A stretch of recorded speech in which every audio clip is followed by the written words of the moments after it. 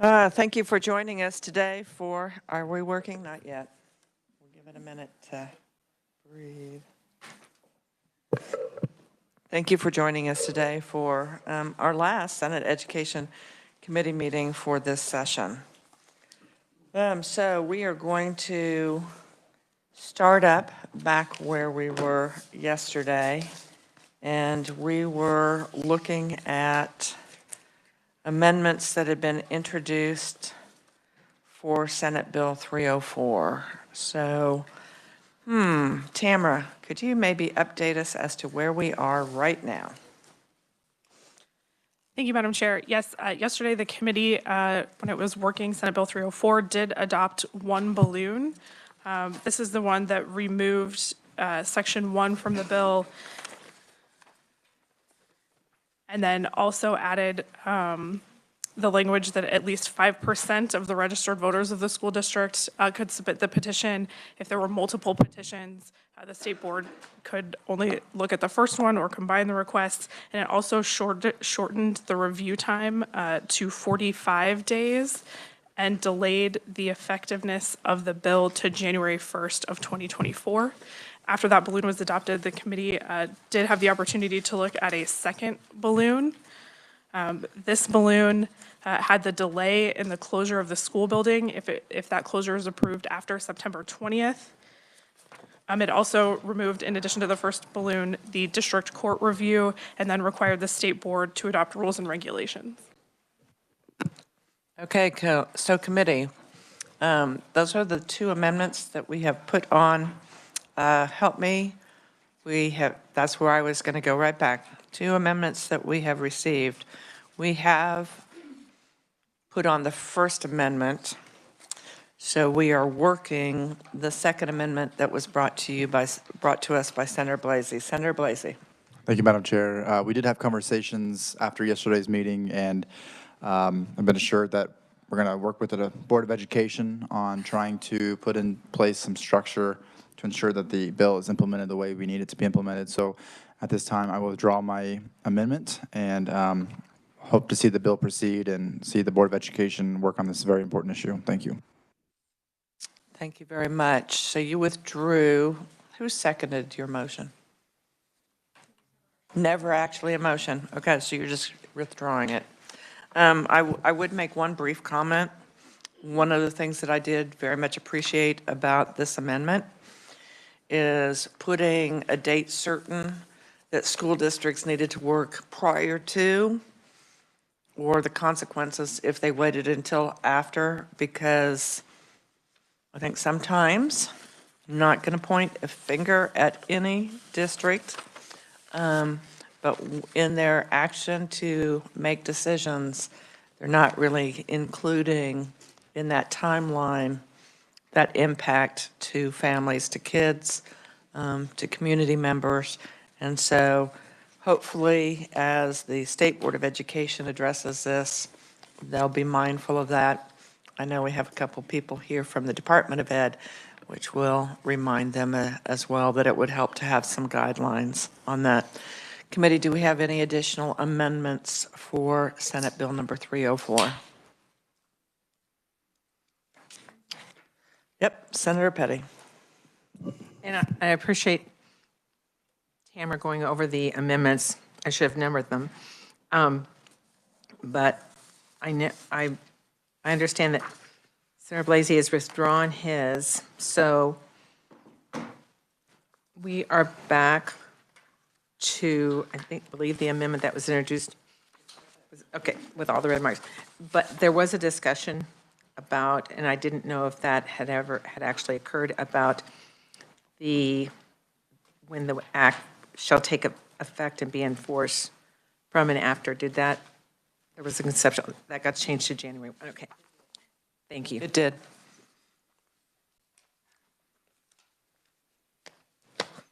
Committee, any further work? Yes, Senator Straub. Thank you, Madam Chair. Just kind of thinking about this bill concerning the two school districts that we spoke about during the hearing on this bill. This would not affect either one of them essentially because, and even without the amendments, because both of the schools have already been scheduled to be closed. But my thinking, and my question, I guess, is what happens with those children that are currently going to those school buildings if their parents would choose not to transport them to the other school that's in the district, or would choose not to send them to another district? What happens to those students? Are those students just lost from the public education system? I appreciate that question. I can give you a little bit of feedback, just my opinion. But that is how we lose kids in school districts. It would be the responsibility of the district to transport them. That district would be eligible, obviously, for a lot of transportation funding. But that would be limited because funding on transportation is impacted by what was expended the year prior. So this would be a significant increase if you're going to transport kids 30 miles back and forth each day. To me, what I think has become abundantly clear in some ways, because what has been provided at my request is some runs on finances and funding and how the weightings would change. A school district can definitely benefit financially by cleaving off a building that's in a different community with the thought, okay, those parents and families are going to try someplace else to go. So you reduce the cost of a building, you potentially reduce the cost of employees. You have that opportunity to continue to get funding for 2 years, as if all of those students in that other community's school had been attending. So you get full funding for that.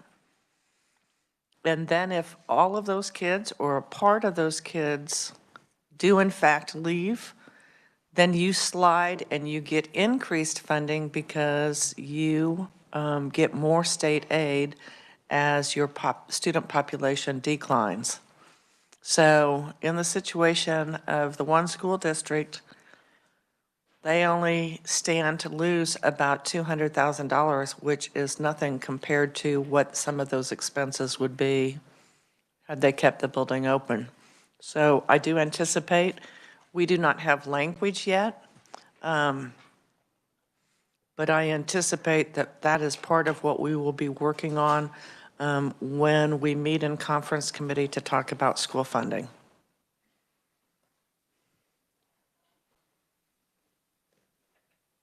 Any other questions? Okay. Committee, I am going to, at this point in time, close the work on Senate Bill 304.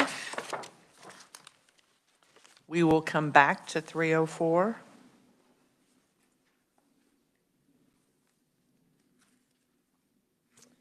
And I would now like us to move our conversation to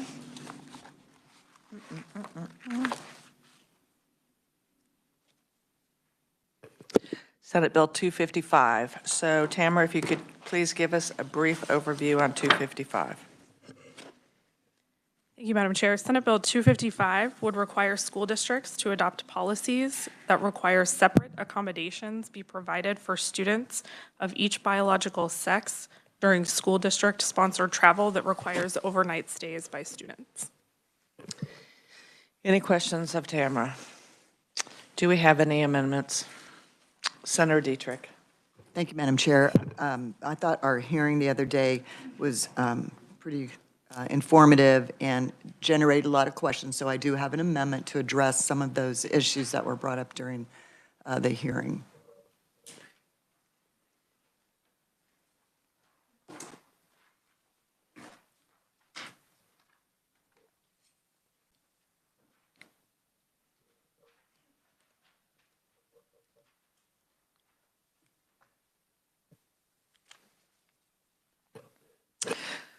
Senator, would you like to explain your amendment, or would you like the reviser to? I'd be happy to. If that's all right. Okay, if you move your mic, that'd be better. I'm sorry, Thank you. Can you hear me? Thank you. Sorry. So what we have done here is, again, listen to some of the comments about it's not just the issue of a transgender child being assigned to a room and making that young lady uncomfortable, but there are other situations on overnight field trips that need to be taken into account. So if you, in the original language, it was that, each student shall be assigned to the room based on their biological sex, but sometimes we have students who are having relationships with fellow classmates of the same sex, and so that doesn't really solve that issue. I mean, the idea of, and I've said this jokingly, but nobody should be having relations on a field trip. So we're trying to make sure that we have covered all of the possible scenarios. So we have added the language that relating to school-sponsored travel and activities requiring school districts to adopt policies on requests for overnight accommodations. I would hope in the last few years that those would already have taken place, but just in case they haven't, we now have that requirement, that you must adopt policies on requests for overnight accommodations. Then the second balloon says that the board shall adopt a policy requiring that separate overnight accommodations be provided for any student, this is a balloon, any student, if such student or such student's parent requests such accommodations. There could be situations we're not even aware of, that might cause a student to not want to share a room with another student or a parent to have some requests. So we wanted that to be an option there. And then it says, the last balloon, the reason for the request may include but not be limited to the relationship status of any of the students in that accommodation, which I kind of alluded to earlier, the biological sex of any of the students in the same accommodation, or psychological, chosen, or subjective experience of gender of any students in the same accommodation. Sometimes we had some, and those of you in judiciary, you saw some testimony the other day about students who've suffered some childhood trauma due to sexual abuse. We might not even know that. So we're trying to make sure that we are taking into consideration any issue that we can think of that might come forward where a student needs or wants separate accommodations. So hopefully these three balloons can take care of some of those questions that we had and make this a better bill. Committee, what questions do you have on the amendment? Senator Petty. And I appreciate this amendment, excuse me, and probably doesn't even fall in here, but this would not in any way, because of the nature of this bill, impact. So when you talk about somebody requesting separate accommodations on a field trip, and so that means that a student would be not, because you have more experience of this as being a superintendent, but that they usually have multiple kids in the room just to save and reduce the cost. So would this in any way impact that if a student was requesting, or for whatever the reason, a separate accommodation, that would that negate that organization saying that will cost you a little bit more? This doesn't speak to that, but usually when you're on a school-sponsored, not even a field trip, an athletic overnight competition or a debate competition, it's all covered by the school. So it might be a situation where it may cost the district a little bit more for that. Now, the field trips that's a different issue, because sometimes those are funded privately, so that might increase the cost to that individual. Thank you. Any other, yes, Senator Straub, then Senator Sykes. Thank you, Madam Chair. And thank you, Senator Dietrich. I can appreciate your amendment. However, I don't think that this addresses what happened through the Eudora School District on that trip. That trip, I believe, was, I don't know if there's anybody in the audience who can answer this, but I believe that trip was advertised at the school, is what we heard. It was not paid for by the school, but there were teachers who were sponsors on that trip. And I think the intent of this bill is to make it so when you have a school district and your school is advertising something, and the parent or student may not understand the whole structure of how that trip is planned and who's paying for it. This is to protect those students from being assigned to a room with the opposite biological sex. I think that is the general intent of the bill. This amendment does not address what happened on that particular trip through the Eudora School District. It's not that I'm in opposition to this amendment, but I think it changes somewhat the intent of this bill, and I'm just not sure that that's what we want to do with it. Senator Sykes. Thank you, Madam Chair. So I actually have the opposite opinion. I didn't like the original bill because I thought it singled out one specific group, and there's a lot of differences in schools. Same-sex relationships, girls who maybe be dating the same person after a breakup and putting them in the same room. So I think this does a much better kind of way of kind of putting all of those issues so school districts are able to do that. As I've talked to many people, they're talking about there could be siblings on a field trip, and it may make sense to put siblings together. So I appreciate the work on the amendment, and I think it does get us there, but without singling out one specific population. Senator Petty. And I'm going to have to say, I didn't like this bill either. But I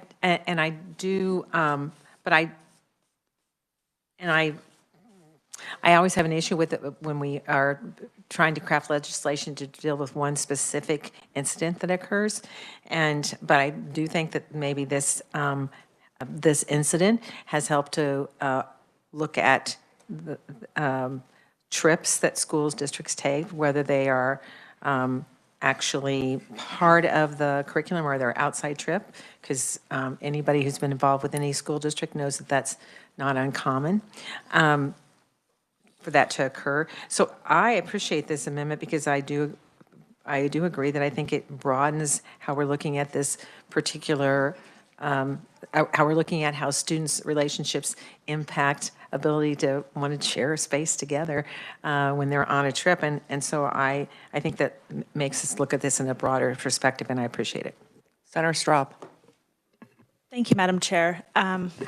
Just to, I guess, shed a little more insight on this, I have daughters who were very active in 4-H, and a number of years ago, 2 or 3 years ago, I think, state 4-H had adopted a policy to provide separate beds for 4-Hers staying overnight on a during an overnight activity, and usually one of those activities is actually here in Topeka. I do know that it does affect the cost of that trip significantly, because it used to be that you could put two females or 2 males in each queen bed in a double room. So when you can only put 2 children in one room versus 4 children in one room, it significantly affects it. I believe the intent of this bill is to prevent biological genders, separate genders, from being put in the same bed or in the same room as each other. And the way I see this, the way I read this amendment, if a student requests to be accommodated with, say, their boyfriend or girlfriend, this would allow that student to be roomed on a school trip with the opposite biological sex. I think it's very important that we leave for students of each biological sex in this bill and not remove that language. I don't know if that's clear for everyone. I think it's clear for everyone, but we'll see. Senator Erickson. Thank you so much, Madam Chair. I just have a quick question, and whether it's for the carrier or the revisor. So my question is, as a parent, and my child is going, for example, they play on the basketball team, and they're going to state, and it's an overnight trip. I'm going to, as a parent, my assumption is going to be that my son or daughter is going to have accommodations that are appropriate. I'm not necessarily going to think that there may be something that I would deem inappropriate happen on that overnight trip. So my question is, will parents be informed of the accommodations ahead of time? I mean, I don't know if I'm going to object or not ahead of time unless I know what the accommodations are being planned for that particular trip to know if I want to request a separate accommodation. So how does the parent know that before the trip? Tamara? The bill, both the underlying bill and the balloon, both only require school districts to adopt policies on these overnight accommodations. Each school district could adopt their own policy, and there could be over 200 different policies, so it would depend on the school district that your child attends. Did you have a follow-up? Well, Madam Chair, to me, that's the huge loophole here. If a parent doesn't know what the accommodations are ahead of time, how do they know whether to request a separate accommodation or not? So I see that as being very problematic with this amendment. Thank you, Madam Chair. You may speak to that. Thank you. That's actually a very good point. So, I mean, I would certainly accept a friendly amendment conceptually. As a parent, what do you think enough notification would be? Let's hammer that out. We're either going to hammer it out in committee or we're going to hammer it out on the floor. But my observation, and I appreciate the issue that you just raised, Senator Erickson, even without the amendment, that issue still exists. Mm-hmm. It still exists because there's not a time certain. And, you know, oftentimes, but I don't know that districts are still following it. Some districts have parents at the beginning of the school year just sign a blanket travel permission. I guess I was overly cautious every single week. And sometimes we were going out to debate and forensics competitions multiple times in a week. We never went anywhere without a separate permission slip where parents knew what time we were leaving, when we were getting back. And if it was overnight accommodations, they had that material a week in advance. They knew exactly what hotel we were staying in. They knew that I had, even though we ordered double beds for the rooms, but we had extra rollout beds so that students were not in an uncomfortable situation of sharing beds. So if we want to put a date certain where it's 1 week in advance or something, we can certainly do that. The question is, do we want to do that now, and do we know where to put that in? Is 1 week in advance enough for parents? I guess that would be the question. And I'll start with Senator Erickson, who raised the issue. Thank you, Madam Chair. I would think, and to your point, when permission is given or notice of that trip, you know now you've qualified for state, now there's going to be overnight travel. In that information, I would think the details of the planned accommodations would be included in order that when the parent receives notice of the dates, the means, et cetera, that the specifics of the accommodations would be included in that notice so that parents could then know I'm comfortable with that or I'm not, and we'll need to make a separate request. Senator Gossage, and then I think I saw Senator Petter's hand up. Senator, did you still want to be recognized also? Okay, so Senator Gossage. I like the broader wording on this amendment stating I'm thinking number one, especially relationship status. There's so much bullying that goes on that lots of times teachers it's not reported to the teacher. They may not even tell their parents, but they definitely would not want to be in the same room with John or Bill or Susan. So I'm wondering if, regarding the discussion on the Board of Education, on Section 1, the Board of Education of each school district shall adopt a policy that shall be provided to parents prior to signing up their student for an overnight activity. Would that be an agreeable conceptual amendment, Senator Chair? for Senator Diedrich. So let's read that, say that again for us. Yes. I can just hand it to the revisor if you like. That shall be provided to parents prior to the signing up their student for an overnight activity.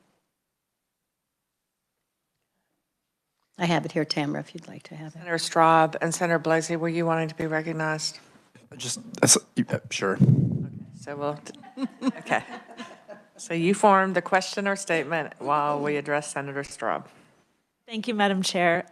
I can appreciate this. However, if you're signing up for a trip that's advertised through the school, but you're having to do many fundraising events to raise the funds to go on that trip, and also maybe provide some of your personal funds to go on that trip, you don't know all of the kids that are going to be on that trip at that time, how are they supposed to provide you with what the room accommodations and sleeping accommodations are going to be when they don't know who all is signed up yet? And if I may, my thinking, Gossage. thank you, Madam Chair, my thinking was, when you sign, you don't do your fundraising. In my experience, you don't do your fundraising, you don't do any of those things until you sign up to say, I would like to go on the trip. And then once they have to give you, at least by then, the policy to say, you have the right to request based upon these issues. And then you can say, I don't want to be in the same room with someone who is not of the same biological sex. Before the fundraising, before all of that goes on, you will have signed up or you wouldn't be participating, is my thinking. Senator Blasey. Thank you, Madam Chair. I just hope we aren't losing the sight or the spirit of why this bill is actually here before us. I do appreciate both amendments being offered, trying to bring some resolution to this. However, I believe, I'm sure most school districts, or at least I assume, but I could be completely wrong, already have policies on bullying and all these other things, and probably address these on overnight trips and sporting events and everything like that.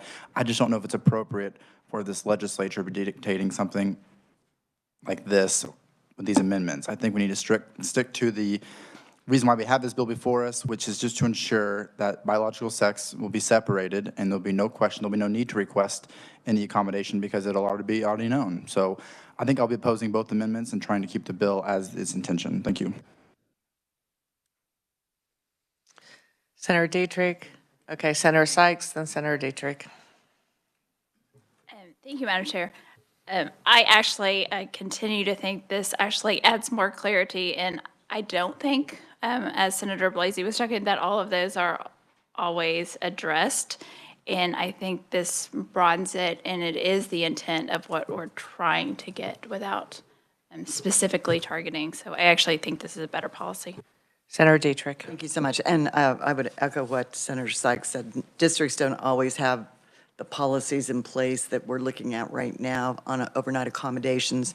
And honestly, I think the bullet number 2 and the third balloon says biological sex of any students in the same accommodation. So we're talking about separating students based on their biological sex. That's what that is there. So that's still there. But there are other issues that can happen that we need to take into consideration. So instead of such a narrow focus that might cause some unintended consequences, having a little bit broader focus, we still, I think, accomplish the same thing. That's what I'm hoping. Senator Erickson, and then Senator Petty. Thank you, Madam Chair. And responding to that broadening of this, I just have a question for Tamara. Tamara, I understand the intent of this, but if I'm reading this right, a student could request an accommodation based on their relationship status. So my question is, could a girl say, I want separate accommodation and then stay with her boyfriend in an overnight accommodation? So that would depend on the school district's policy, but I'm assuming most school districts would not include that in their policies.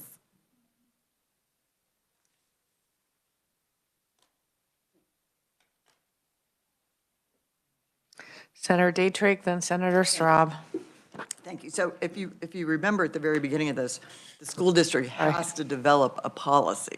So that policy And it says the reason for the request may include, not shall include, but may include, to give them some guidance. So I'm sure no district would, or school board, because school boards approve policies, would agree to anything like that. So, and that was never the intent. The intent is to make sure that we have students not of the same sex in the same room, that we don't have same-sex students who may be having a relationship with one another in the same room. So, and that if there's some other, relationship issue or psychological issue, that we are able to accommodate that as well. And so I think the whole piece of this, from my perspective, is making accommodations based on board policy that allows us to make sure that we're still keeping the focus of this bill intact, but just broadening it a bit to include other situations that may occur. Because if it's too narrow, then it's not going to be an effective bill. Senator Straub, then Senator Petty. Thank you, Madam Chair. I actually disagree with that completely. I think Senator Blasey hit the nail on the head. The focus of this bill is to prevent opposite biological sexes from being accommodated in the same sleeping quarters as each other. And regardless of the reasons for it, it should not be okay on a school trip. This does not prevent any school district from adopting any other policies regarding sleeping accommodations. It simply says they must provide separate overnight accommodations. That's it. So I think we do need to focus on the intent of this bill and not get into changing the overnight accommodation policies for school districts, because I'm pretty certain that most of them already have other policies in place. We do need to focus on the base of this bill. Thank you. Senator Petty, Senator Blasey, then Senator Gossage. I would just like to have Tamara, that language suggestion that came from Senator Gossage. Could you read that section 1 with that in there, Tamara?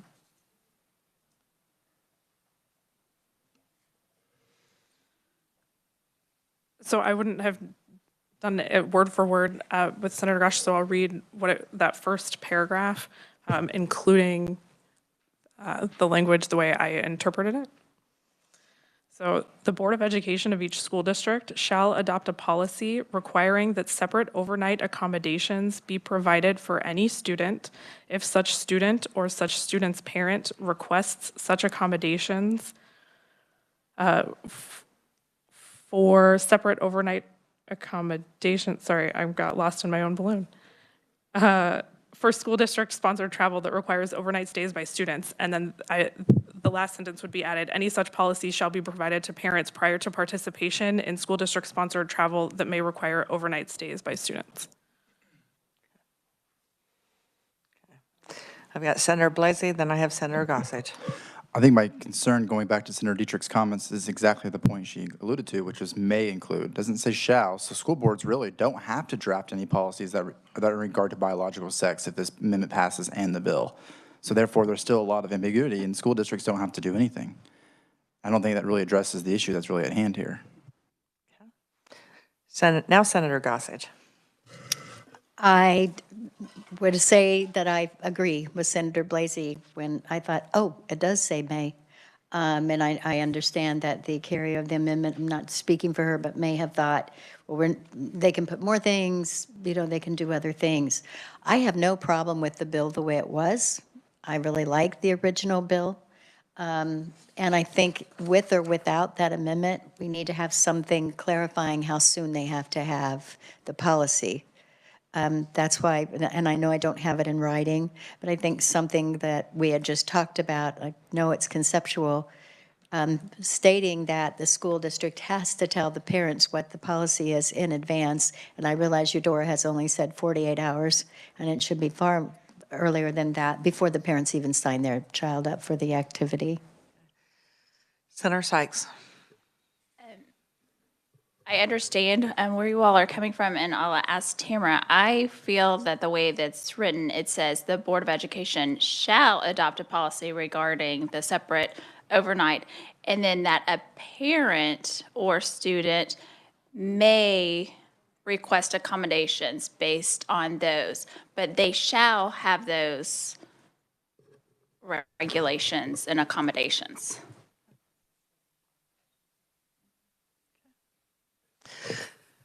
Senator Dietrich. Thank you, Madam Chair. So, not to make this, more confusing, so the may is the reason for the request. That's why that language is there. It's hard to detail every single reason that someone might make a request for separate accommodations for their children.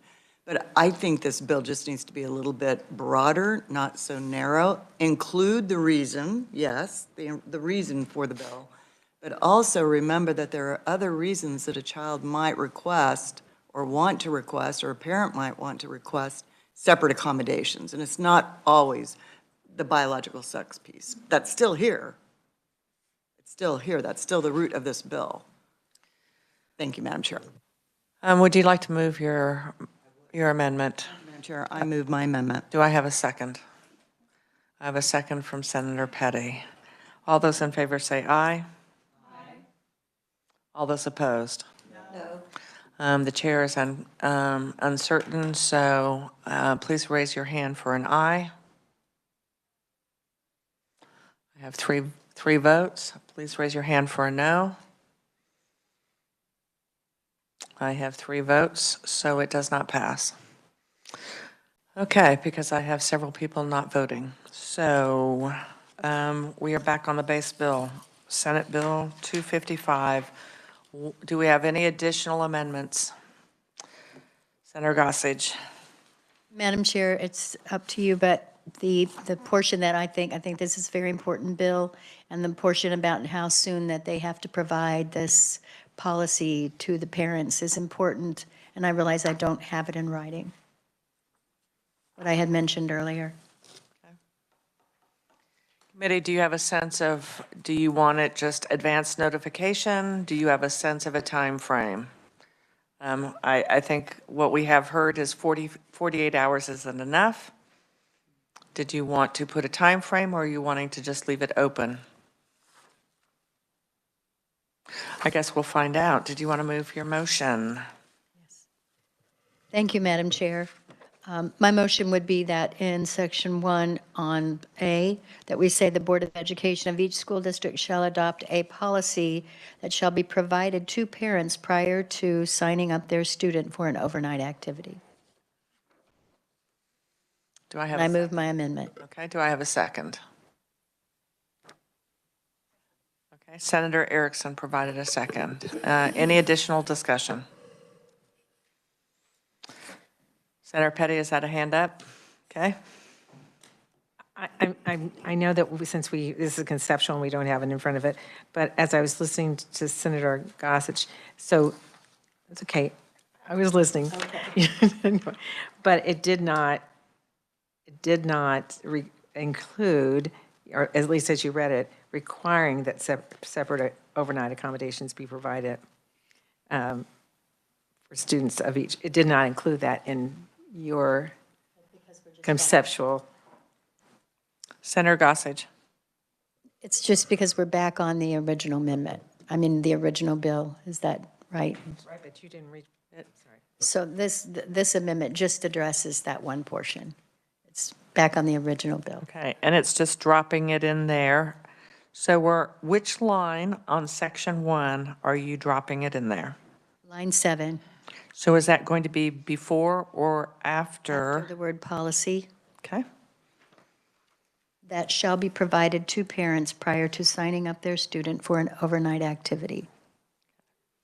Any further questions? Senator Petty, did you need clarification? Okay, it still does, that change does not include requiring that separate overnight accommodations be provided.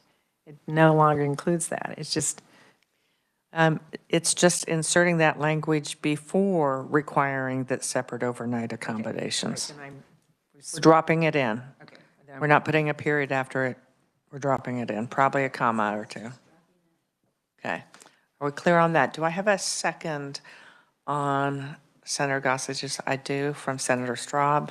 Oh, I'm sorry. I had one. I'm sorry, I forgot that we had that from Senator Erickson. So now we have clarification. We have a motion to move. All those in favor say aye. Aye. Opposed? Okay, that amendment does pass. Committee, are there any additional amendments?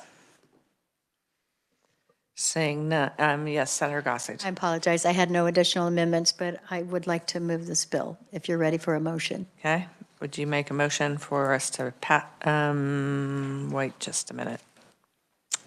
Nope, Not yet? we're going to pause for that for just a second.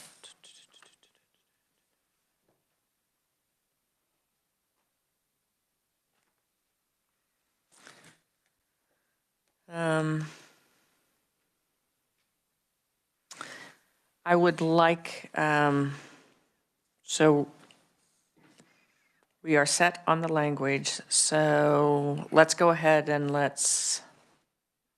Tamara, we're going to approve this bill and then a follow-up to move that's been approved into the House bill. Is that going to be appropriate? Okay. So let's go ahead and we'll have a vote on Senate Bill 255 as amended. So I have a motion on that. So moved. Okay, do I have a second? Second from Senator Straub. All those in favor say aye. Aye. Opposed? Let's see where we are. I only heard like 2 or 3 ayes, so those that are in favor, please raise your hand. Okay, I see 5. Those opposed?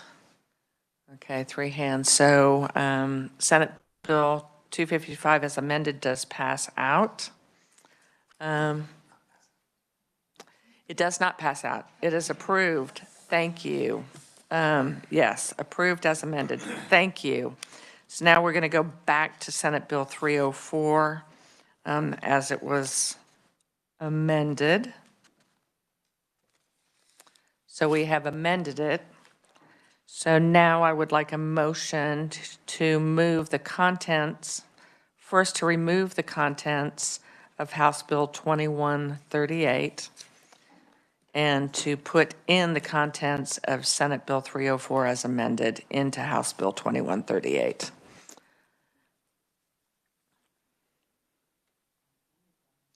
Okay, I have that motion from Senator Dietrich. Do I have a second?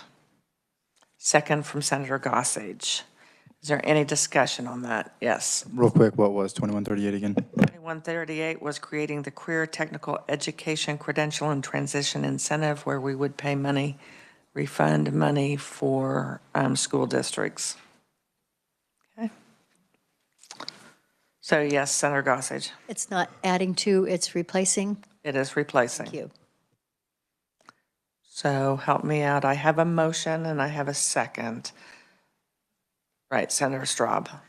Thank you, Madam Chair.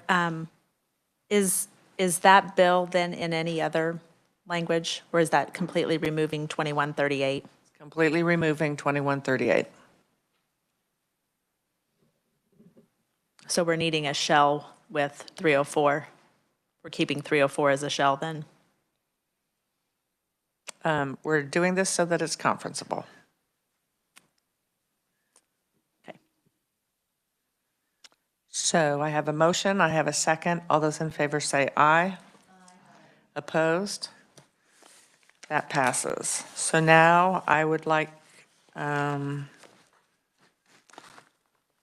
take the contents of Senate Bill 255, and I would also like to move those into House Bill 2138, so that will be my motion. Do I have a second on that?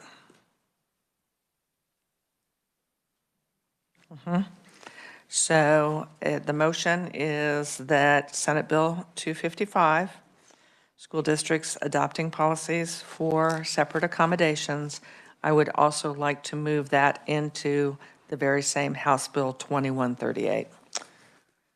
So, did you have a further question? No, I was just going to second. Second, okay. So we have a motion and a second. and I'm sorry, Senator Blasey, did you have a question? You wanted to second. I'm sorry. Okay. Yes, it is Senate Bill 255 as amended. So, all those in favor say aye. Opposed? Okay, that has passed. Committee, I now want us to move, whoops. Thank you. Yep. Committee, I need a motion to pass out House Bill 2138 as a Senate substitute. Do I have a motion for that? So moved? Senator Gossage. Do I have a second, Senator Blasey? Yes, I do have a second. Thank you. So it is passing out Senate substitute for House Bill 2138, which includes the contents of Senate Bill 255 as amended, as well as 304 as amended. So all those in favor say aye. Those opposed? Okay, that passes.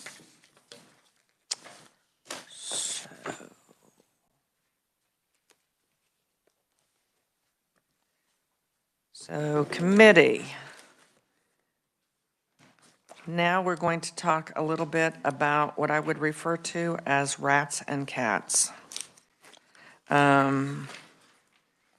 With regard to rats and cats, these are issues of higher education.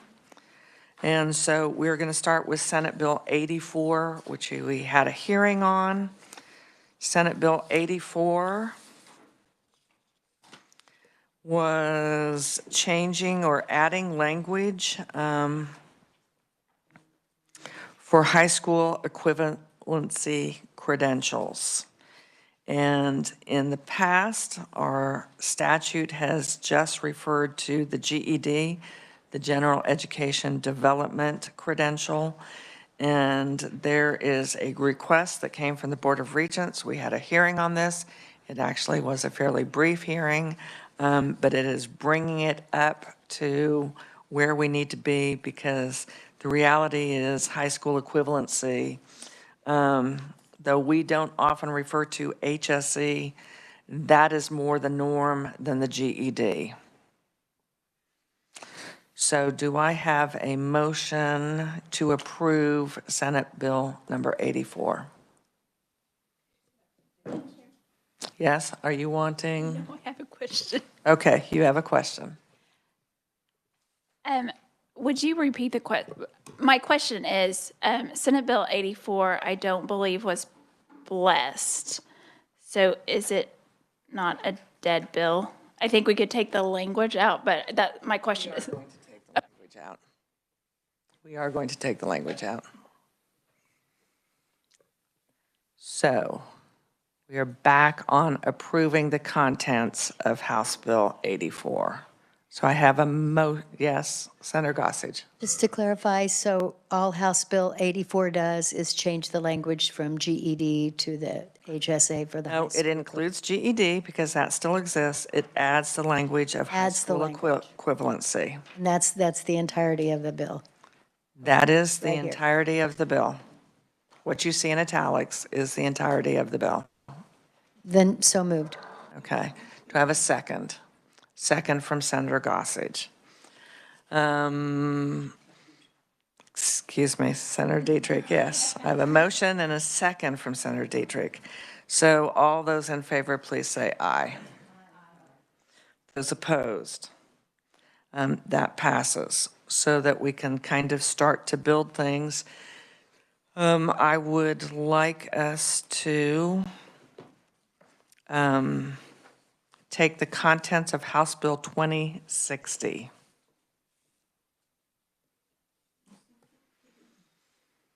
And I would like us to take the contents out of 2060, and I would like us to move the contents of Senate Bill 84 into House Bill 2060. So moved. Do I have I have a second?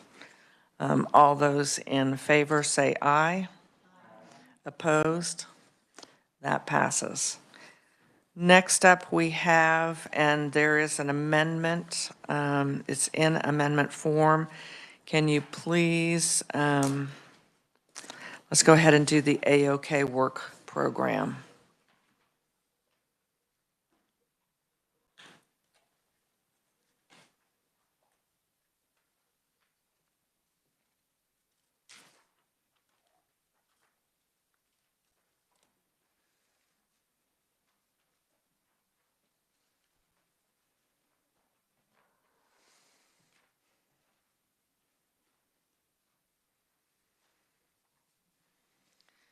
In committee, when I say rats and cats, you're going to see the change is on page 3. So the AOK program has been in statute for some time, but one thing that we know to be true, and what we just recently learned, is that so individuals that are trying to move forward through the AOK program are struggling because of the cost of tools and supplies necessary to successfully participate.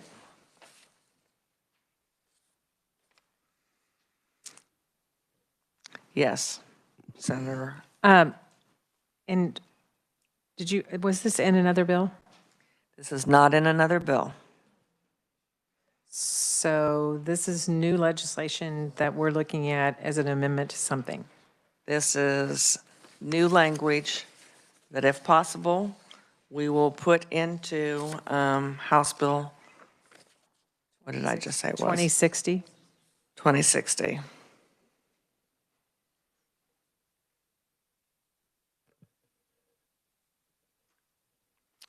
So Tamara, if you would like to speak to it, Natalie, if you would like to speak to it. Natalie Bright. Thank you, Madam Chair. Natalie Bright. I am working on this in regards to my client, Goodwill Industries, who helps train employees who have barriers to work. They worked several years ago to implement the AOK program, which is very similar to the high school program for CTE. These are adults who are working on getting their GED or their high school equivalency. And at the same time, while they're working on that, they're also enrolling in a career technical education program. And some of these adult individuals are having difficulties with obtaining some of that credentialing because they need assistance with, think about equipment, boots, goggles, if they're doing, what's the word I'm looking for? Welding, automotive, those types of things. And so this would allow them to be able to access those dollars and successfully complete those programs. It would apply to the AOK programs, which are adult basic education, essentially running with the Career Tech program. Senator Sykes. Thank you, Madam Chair. I don't have a question, just a comment. I think this is a great program. I've supported AOK and all of this. I'm always very apprehensive when we throw out procedure to get things in. So I would just caution, it's a great program, a great thing, love everything about it, but it does cause concern. I understand, and if the committee votes it out to go into the bill, it will be included. If they don't, I anticipate that it will still be a discussion item when we're in negotiations, but I wanted the committee to have an opportunity to know that this is an issue that's out there. So sometimes things come to us and they're very late in the session, and this was not introduced as a bill. Senator Gossage and then Senator Erickson. I totally get it. This time of year is crazy, and we have things that come to us at the last minute. I'm just trying to be clear. Are we saying the entirety of this document or only what we're seeing in blue? The changes. So the entirety of the document is the existing statute with the exception of the language that is in blue. So the entire statute would be put in the bill, just like any other amendatory section, but the language in blue would be new to that statute. Senator Erickson. Thank you, Madam Chair. My understanding is this is just authorizing existing funds to be used for the purpose. It's not increasing any ask for appropriation. It's just giving them authority to use existing CTE funds to pay for this type of equipment. Am I understanding that correctly? Thank you, Madam Chair. You are. And this came as a kind of a joint ask. The Board of Regents indicated we don't think the language is tight enough for that, and so that's why that ask is here. So committee, I don't know if I have a motion. I have a motion from Senator Gossage. Do I have a second? Second from Senator Erickson. So all those in favor of moving this language into House Bill 2060, say aye. Opposed?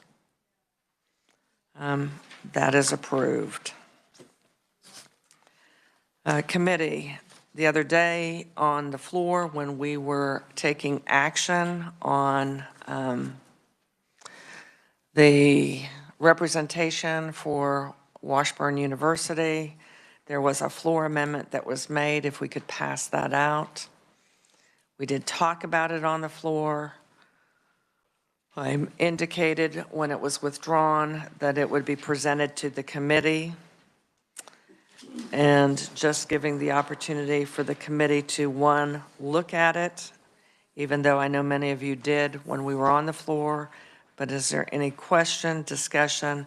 Is there any interest in adding this to House Bill 2060? Because it would be amendable on the floor, even if we were to do that. Senator Gossage. Agree. I'm sorry, could you remind me, when this was brought as an amendment, was the amendment approved on the floor? I'm trying to recall.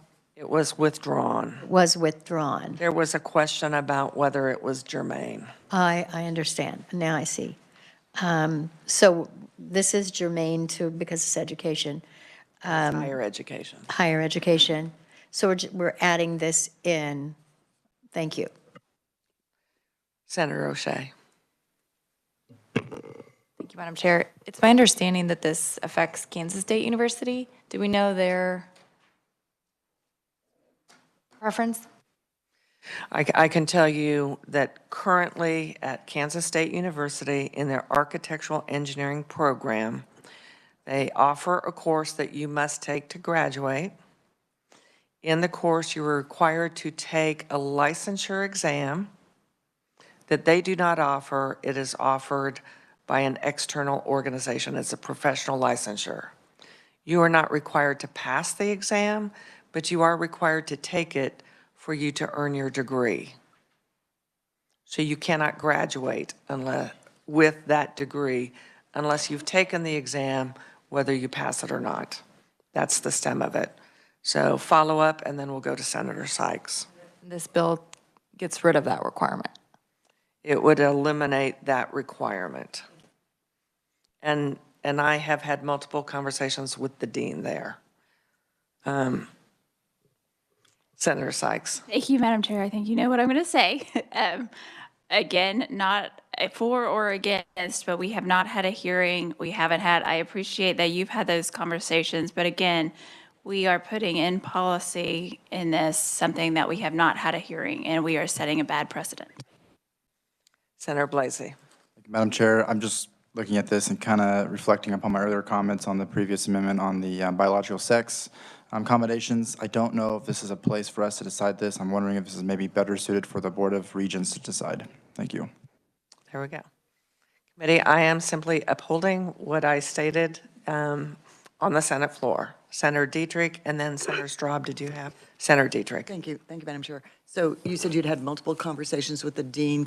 Are you able to share their position on this? Their position is, which is really interesting because the Dean of Accounting came several years ago and testified, and they wanted us to put into statute to block that students that were earning their accounting degree could sit for the CPA while they were still students.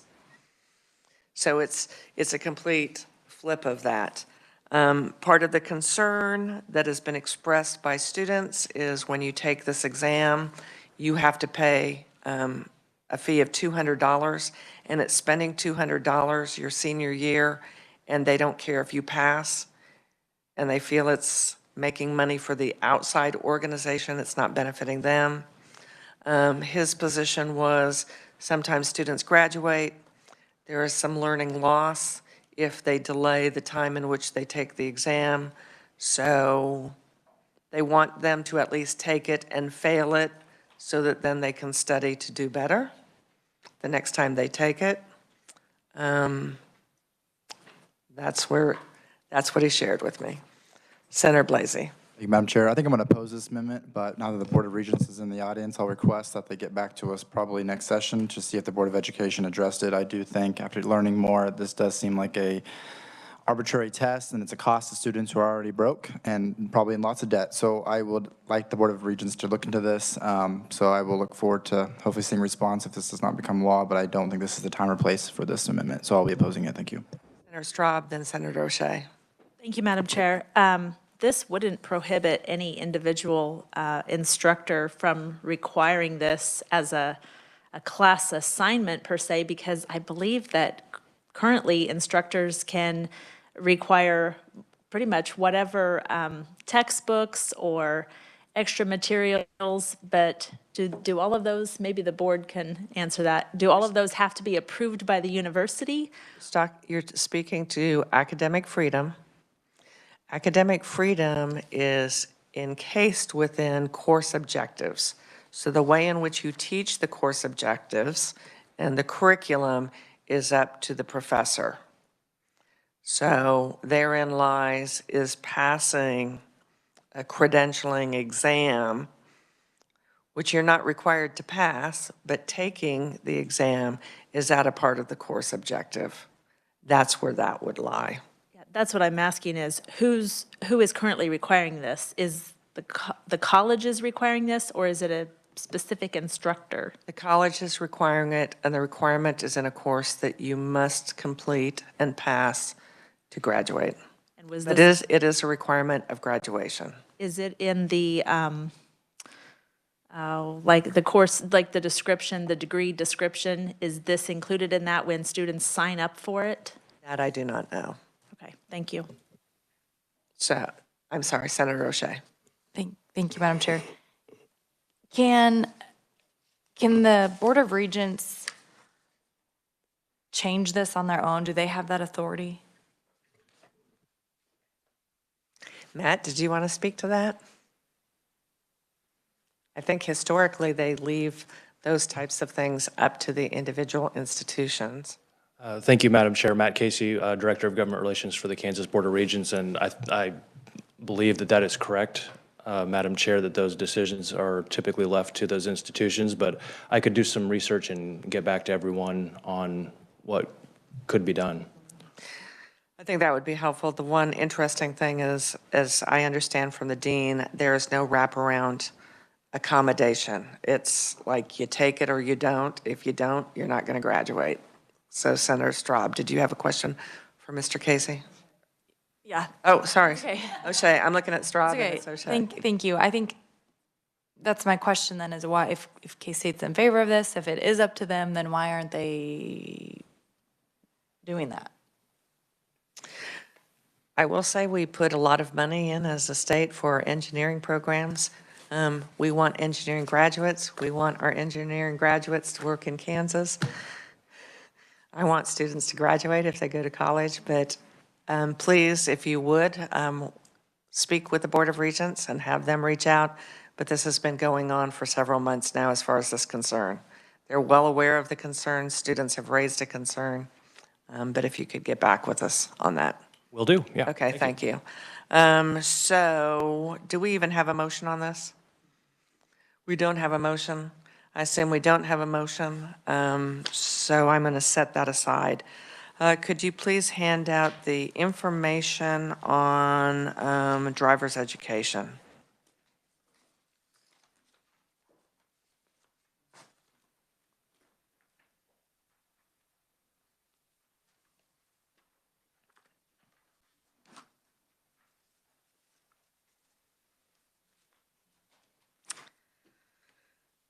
So committee, this is something that we passed, the legislation for this on the state safety fund, we passed out of committee and it became law last year. So you have law, the language is crafted by our revisers, but the interpretation of the Department of Education was different from everything that had been discussed in committee. This just came up, and the change you will see, it's the same words, but the location in the sentence, on the two sentences on page 1 and the two sentences on page,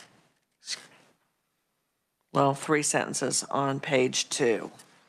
So it is moving the location of community college or community college. What was happening is in the reimbursement, the way, I think you guys are familiar with the nonfiction book, Eat, Shoots, and Leaves. It's all about punctuation. And so the interpretation of the Department of Education was that every student would receive a reimbursement check rather than the institution. So they were looking at writing hundreds and hundreds of individual checks rather than just sending the one check to the institution. The institution had already given credit and had reduced, based on what that refund was, tuition. And so this is just allowing the Department of Education to send one check, not 800 and, it's like 827 individual checks. So this is a fix at the request of the Department of Education.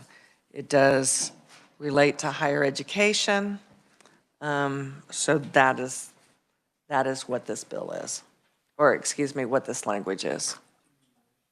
I need a motion. And this would be to move this language into House Bill 2060. So moved. Do I have a second? Second from Senator Gossage. Is there any additional discussion or questions, Senator Petty? Thank you, Madam Chair. And so you were talking about compressing the amount of checks that have to be written, but the legislation as it currently is, there still could be some individual checks written to the non-public. And there are, yes. Okay. That would continue. This just codifies to them that they can just send one check for the community colleges. Any other question? All those in favor say aye. Opposed? That passes. Committee, I feel like I'm taxing you. I'm going to take you one step further. This is something that we actually have had a hearing on, and that is Senate substitute for Senate Bill number 48. And that has to do with the Post-Secondary Technical Education Authority.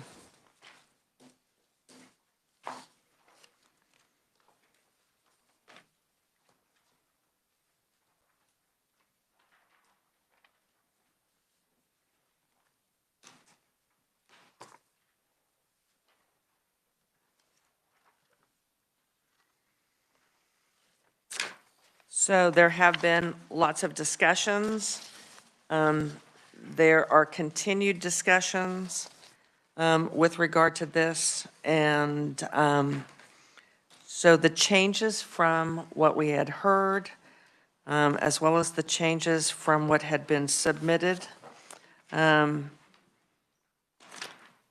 So there had been multiple steps for naming who would be on committees.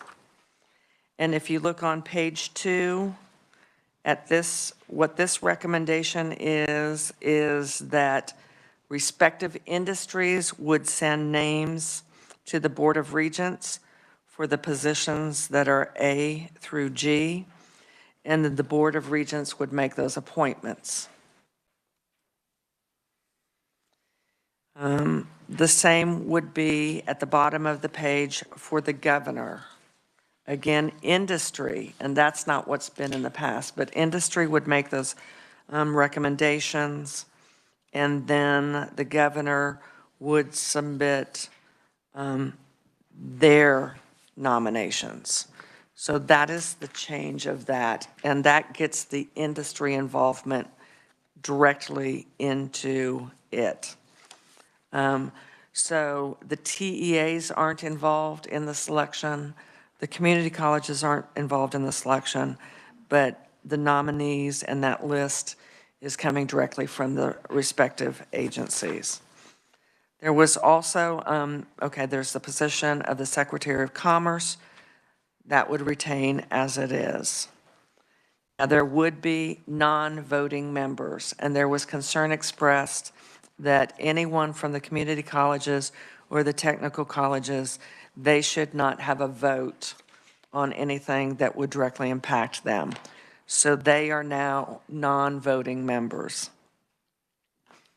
The other component to it is that it's not going to be those that make recommendations to the boards. So if you look at the bottom of page 3 where it says the non-voting members shall not be the chief executive of a community college or a technical college, should not be a member of the board of trustees or a member of the governing body.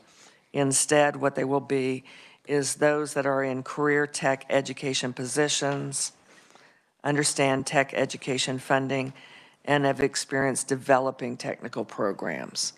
So it's the boots on the ground folks, not those that are driving budgets or making or voting on budgets. Nothing has changed with regard to if people aren't attending, it does stay at that aspect. If they miss 3 consecutive meetings or 4 meetings in a year, that a new appointment, a replacement would be. Then we changed the dates as far as implementation and pushed them back. So now we're talking of not even starting that change until, if you're on page 5, that pushes back to January of 2024. It pushes back to July at the bottom, July of 2025. So it just slows down completely the process so that there's not a flip of the board. It is a very slow process. The other component, as far as the greatest needs report, would come, still is going to be an annual report to the legislature, but the authority to consider high demand, critical need, and the new is the emerging occupations. And we know some emergent occupations that are coming to the state of Kansas, and they're coming very quickly. And that would involve training for electrical vehicle technicians, and training that we know is going to be needed with what's happening in South Central Kansas with new manufacturing that's going there, as well as DeSoto and the training for that. So these are the changes. The Department of, the Board of Regents, Matt was given a copy when we got this from the reviser, and he is sharing it and getting feedback. Mr. Kearney, he was here, who represents the technical colleges. He has received a copy, and he is getting feedback as well. The community colleges have received a copy. So this is to let you know that this is where it is right now.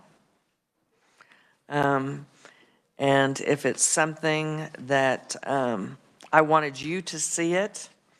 If you want to include it into House Bill 2060, we will. If you don't, it is still something that may, in part or in whole, end up as we are negotiating back and forth. Senator Gossage. Madam Chair, I know you have been working with several different stakeholders on all of this and have put a great deal of time in this, and I would have no issue with adding this in. Is that a motion? I move that. Okay, do I have a second? I'll second just for discussion, just so we can have some discussion. Senator Dietrich. Thank you, Madam Chair. I absolutely appreciate all the work on this and the thoughtfulness. I just think I would like to have a little bit more time to digest it. There's a lot here, but thank you. Senator Sykes. Thank you. I too appreciate all the work, and I think there's some good things in there, and I appreciate that it's been given to the Board of Regents and the TEA, but I really feel we need to have some more work with them collaborating, but I appreciate all the work, so. Senator Straw. Thank you, Madam Chair. I'm not really opposed to this, but just have a lot of questions about exactly how this works with all the different criteria for the members. And correct me if I'm wrong, there's 11 voting members and no more than 3 voting members from each congressional district. Do we, and maybe Heather can answer this, how are our technical schools and community colleges divided amongst our congressional districts? Because I think that's somewhat lopsided. Heather Morgan. Geography is not my strong suit. But in the first would be many. In the third would be 2, potentially. And in the second, probably all of the Southeast Kansas schools, community colleges, plus I would think Flint, I don't know if Flint Hills is in the first or the second now. But probably Washburn's in the second, Washburn Tech. So, but there are quite a few in the first.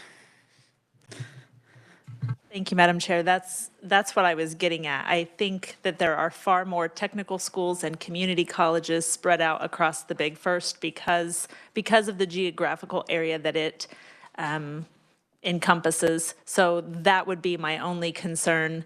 And filling these appointments with people that are the best possible candidate, I think that we could potentially be excluding people that may be a better fit for some of these positions because we're only allowing 3 from the Big First or from the second or from the third or whatever. So that's just my only concern with that. Okay. Any other comments or questions? So we are going to continue working conversation on this. Like I said, there may be part and parcel that we continue to negotiate on to get this moving forward. Okay? So I don't think at this point, based on feedback, that we need to have any vote.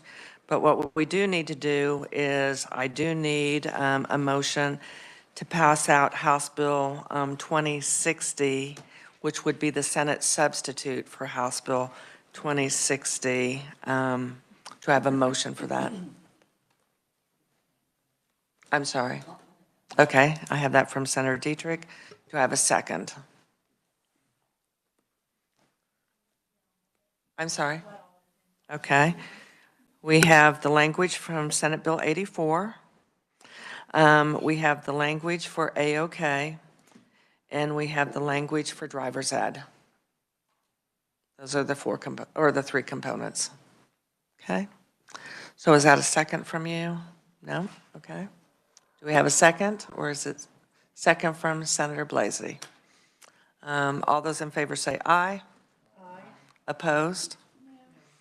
Motion passes. Committee, thank you for your hard work. Wait a minute. Yes, to put it together, you will weave it together, you have that leeway. You always have that leeway, and that does lead me to, I do want to thank Ms. Wisman very much for providing lunch for not only senators, but also for our staff members. And I think I saw a few audience members snap a bite, which is more than wonderful, but thank you so much for providing that. And I do want us to just pause. We could not do any of our work. And I'm going to start with our committee assistant, Cindy. We could not do any of our work without Cindy. And thank you for loading and reloading testimony. And the hours and hours and hours when we've had testimony that's exceeded 50, because that is one at a time to be uploaded. So Cindy, thank you so much.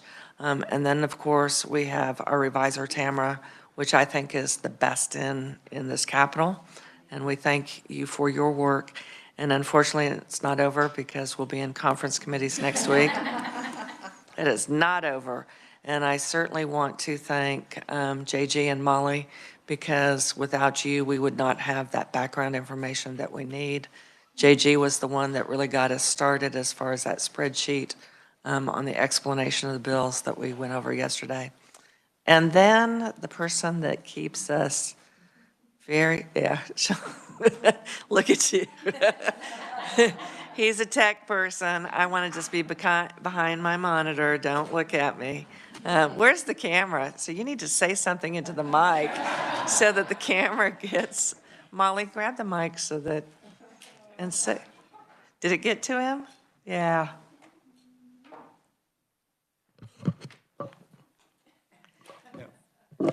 Sean, tell us how enlightening it's been to be on Education Committee.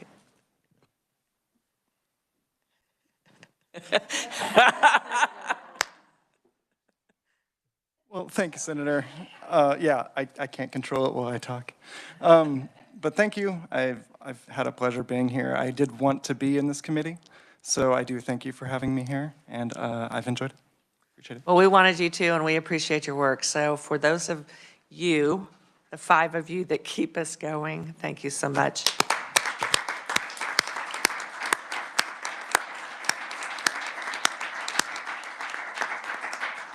So it's not the end of the year. We don't have a school book or yearbook, but don't ever change.